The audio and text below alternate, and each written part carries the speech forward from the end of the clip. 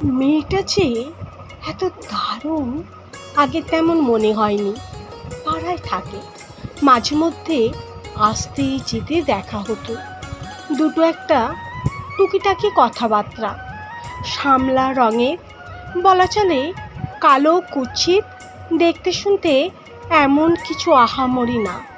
কখনো সে সরাসরি দেখতে চেয়ে, কিন্তু তখন চোখের মধ্যে আকাশ কিংবা হরিণ টরিণ খুঁজে পায়নি। সব মিলিয়ে একটু আধটু আলাপ টালাপ চলতে পারে, অন্য কিছু তার বেশি না। আমার দিন চলে যায় নানান কাজে। ক্রমে ক্রমে একা হচ্ছি, অনেক ভিড়ের মধ্যে একা। বেশ কিছুদিন আসতে যেতে দেখা হয় না, ভুলেই গেছি একটা মেয়ে প্রতিবেশী, সে মেয়েটা আছে কি নেই। দিন চলে যায়, বর্ষা গেছে, শীত গিয়েছে, বসন্ত শেষ।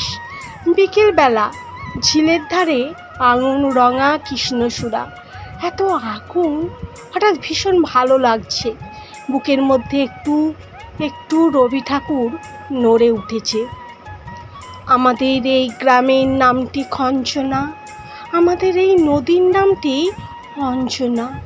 আমার নাম তো জানে গাঁয়ের 5 জনে। আমাদের সেই তাহার নামটি, সেই মেয়েটার নাম যেন কি?